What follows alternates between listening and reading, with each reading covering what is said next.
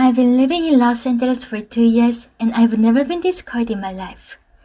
I will pay anyone here $300 for gorgeous gloves. Anybody? I'm serious. I have the cash.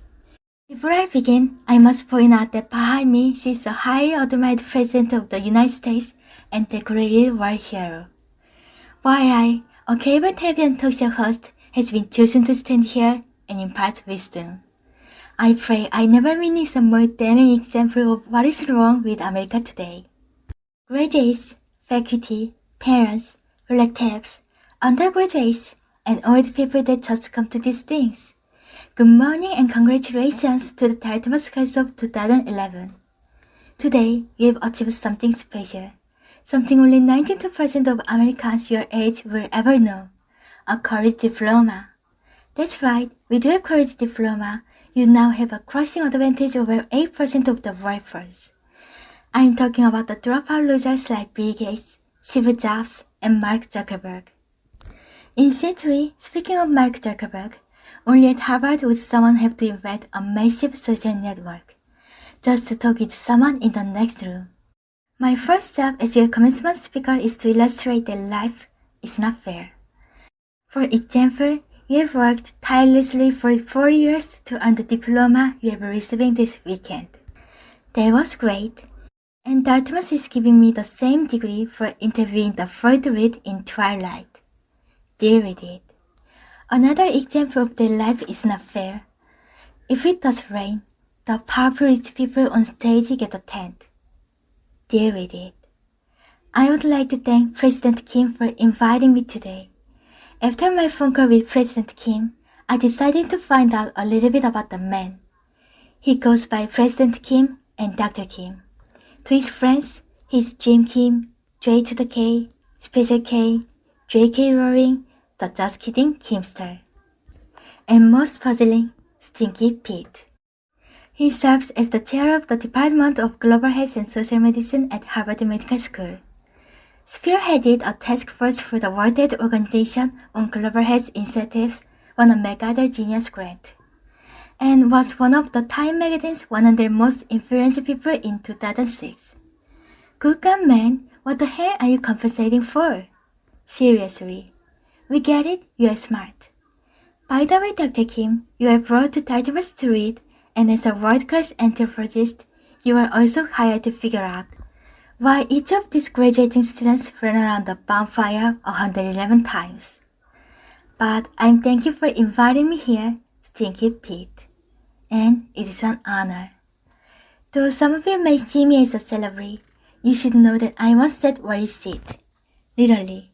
Late last night, I snuck out here and sat in every seat.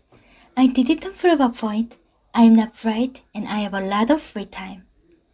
But this is a wonderful occasion. It's great to be here in New Hampshire where I'm getting an honorary degree. And all the legal firearms I can fit in the trunk of my car.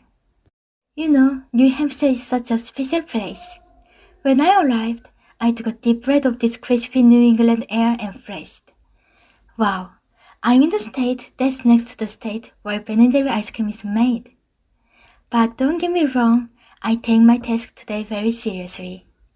When I got the call 2 months ago to be a speaker, I decided to prepare with the same intensity many of you have devoted to an important term paper. So late last night, I began. I drank 2 cans of Red Bull, snorted some Adderall, played a few hours of Call of Duty, and then opened my browser. I think Wikipedia put it best when they said, Dartmouth College is a private Ivy League school university in Hanover, New Hampshire, United States. Thank you and good luck. To communicate with these students today, I've gone to great lengths to become well versed in your unique linguistic patterns.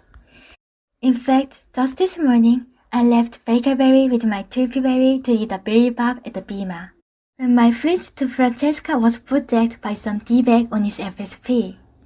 Yes, I've done my research. This college was named after the second Earl of Dartmouth, a good friend of the third Earl of UC Santa Cruz, and the Duke of the Barbizon School of Beauty. Your school motto is Vox Commentis in Deserto, which means voice crying out in the wilderness. This is easily the most pathetic school motto I've ever heard.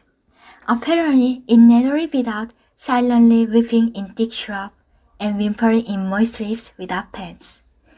Your school color is green, and this color was chosen by Frederick Mader in 1867. Because, and this is true, I looked it up. It was the only color that had not been taken already. I cannot remember hearing anything so sad.